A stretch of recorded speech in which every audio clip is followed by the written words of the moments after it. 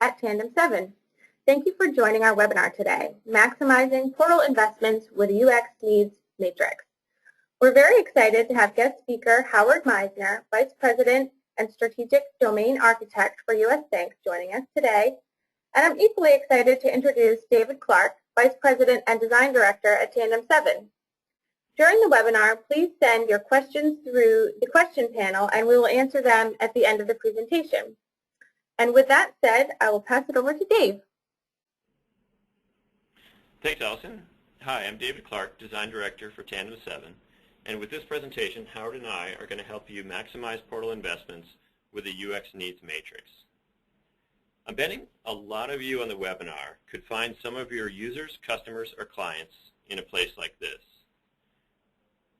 Probably even a place like this, and even places like our next slide.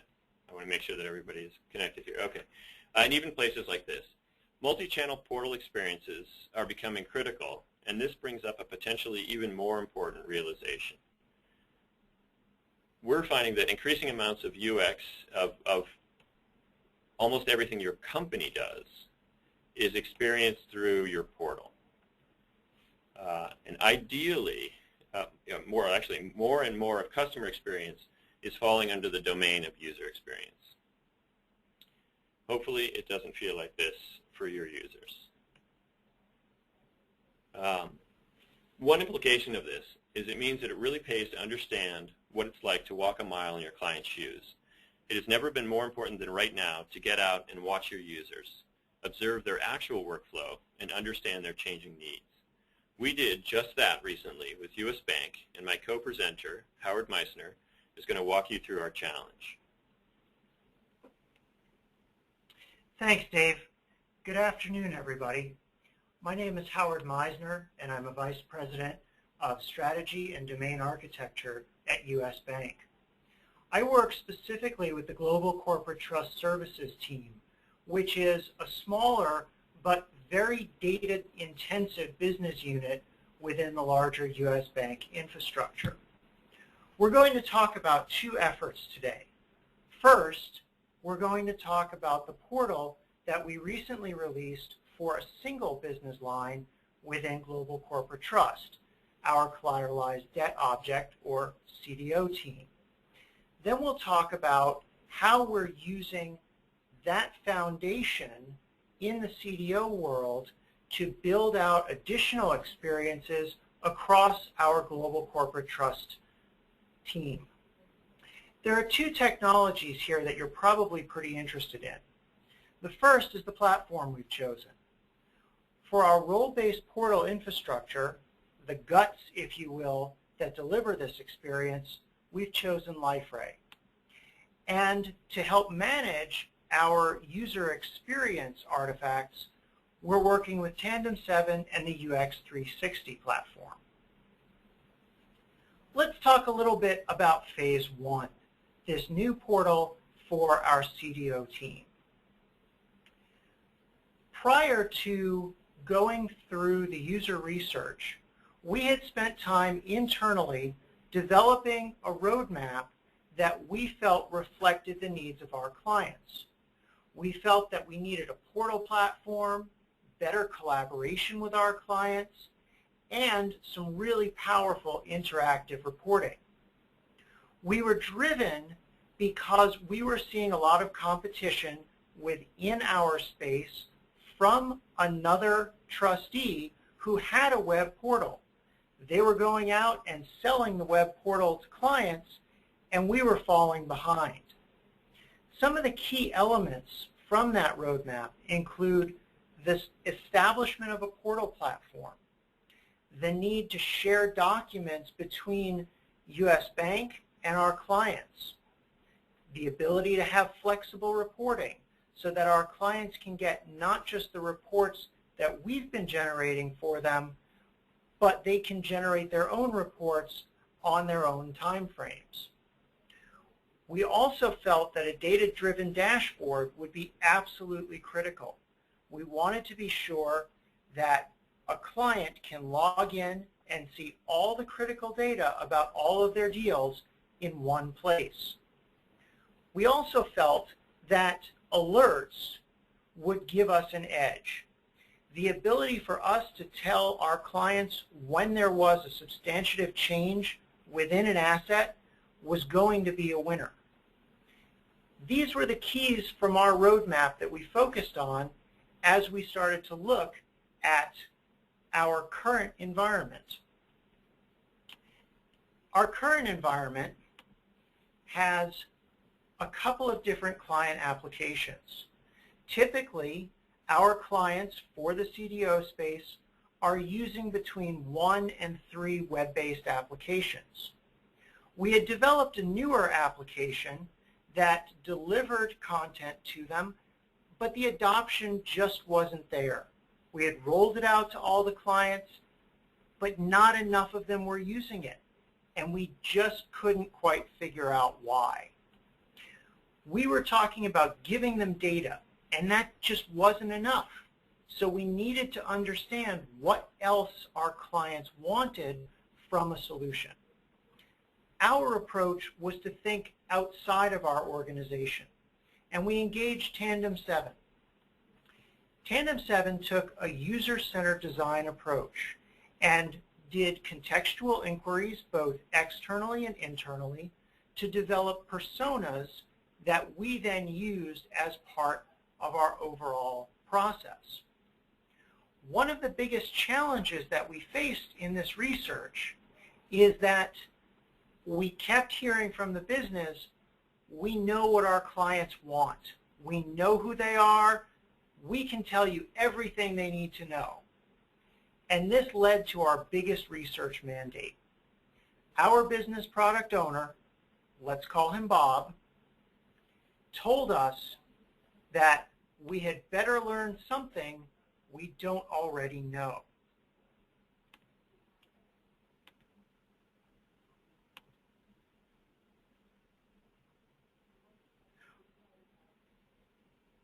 We're a slide behind. Yeah, we're just making sure everything's caught up here.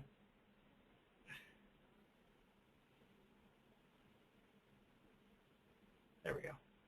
Okay. And so Dave? Sure, thanks Howard. So the truth is that every one of our customers gives us that same mandate when we start a project. This would be pretty nail-biting, but it turns out that every time you make the trek to visit users in their natural environment, you do bring back things that no one would have anticipated. For this project, we interviewed 15 clients in their offices at their workstation.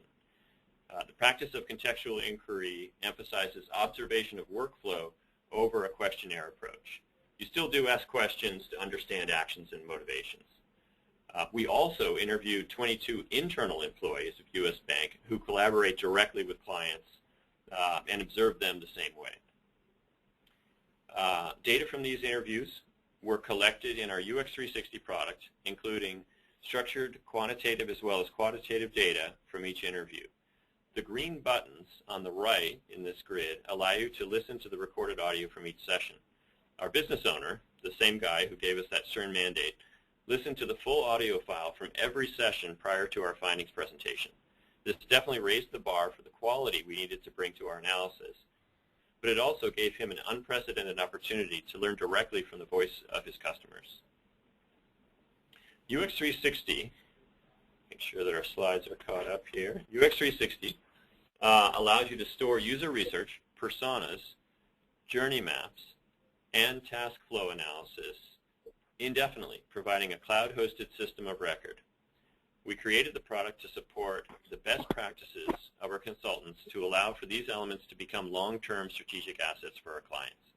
Many of our customers use UX360 to consolidate otherwise uncoordinated persona and user research efforts.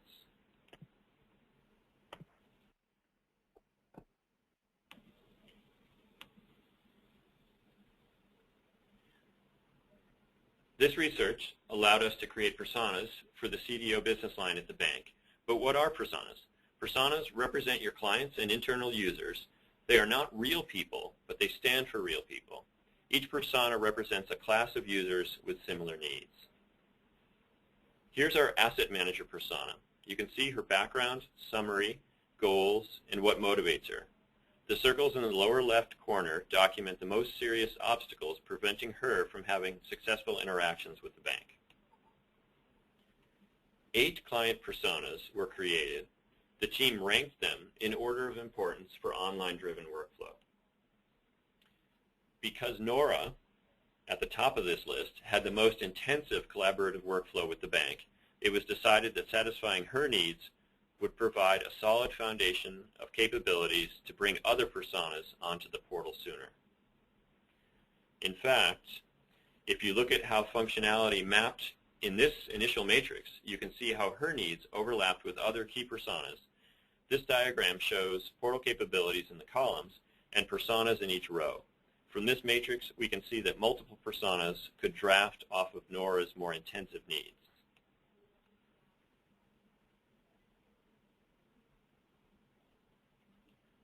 I'd like to highlight one aha moment from the research effort. Existing systems gave Nora data in different reports but did not help her understand discrepancies between one snapshot and another. The designers, watching users like Nora struggle, conceived of a tool that would allow Nora to pick any time interval and see these discrepancies side by side in the same view. This insight caused our skeptical business owner to say, now that is something we wouldn't have come up with on our own.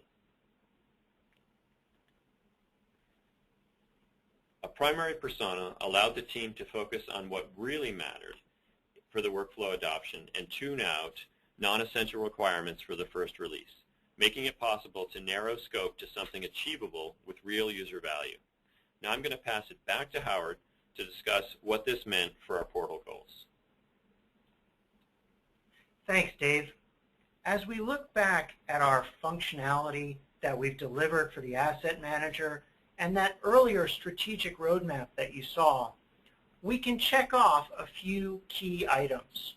First, the portal platform. We've got it. We've done it with LifeRay. It's in production. Second, our document sharing. We developed a file cabinet capability that allowed us to exchange documents with our clients at any level, whether it's the deal level or the asset level, as well as put reports into the file cabinet. A flexible reporting tool was also developed and integrated. This particular tool allows us to customize and schedule the individual reports so that an asset manager can go through their day and know at 2 o'clock my cash report comes out, I should go to the portal and have a look at it. We also implemented the data-driven dashboard. This is truly the hub of the asset manager's day. They can see all of their deals in one place with both high-level and mid-level summary information about those deals. They can be notified of changes in some of their assets. They can see newly posted files. They can see trades. They can even take a look at a calendar that tells them what the upcoming events are related with their deals. Finally, alerts. We said earlier that we thought this would be one of our game-changing features, and so far the feedback is showing us that it has been.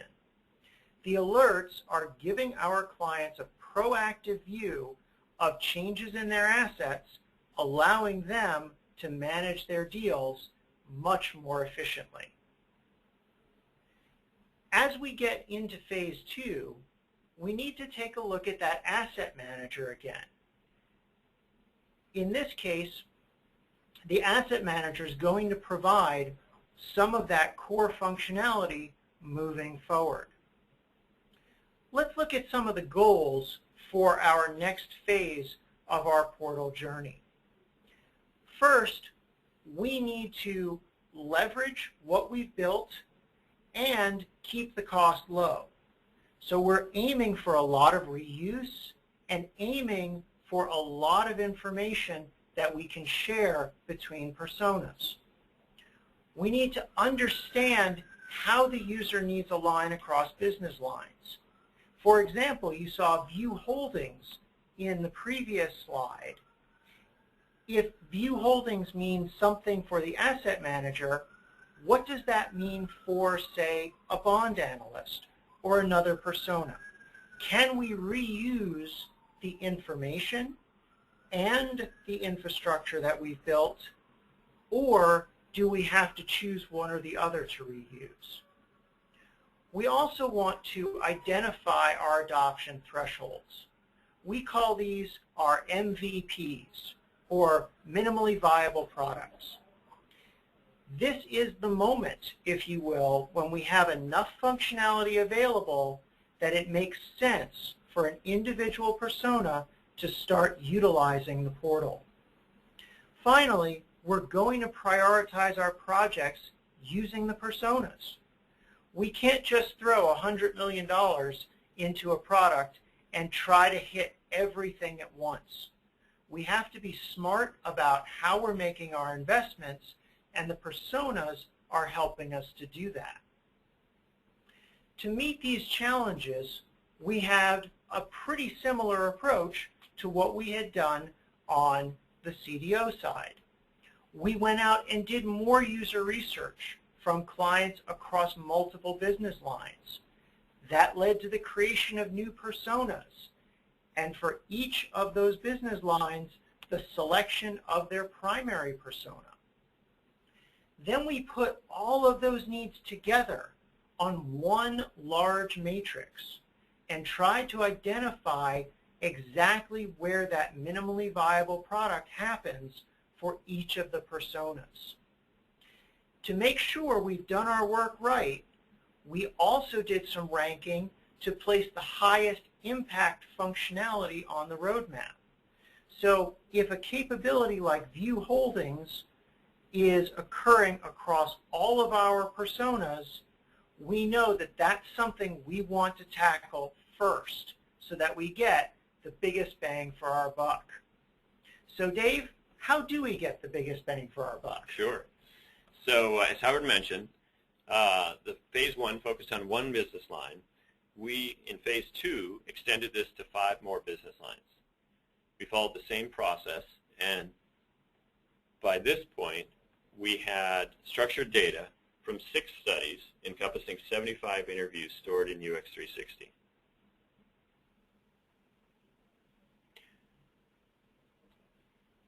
For each of the business lines, we created a set of personas that mapped to the individual roles discovered during our research process, both external and internal.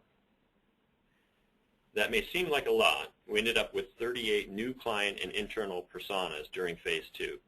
But keep in mind that this type of work involves a number of specific roles across the front, middle, and back office of these firms and the internal players who collaborate with them. A primary persona was selected for each business line,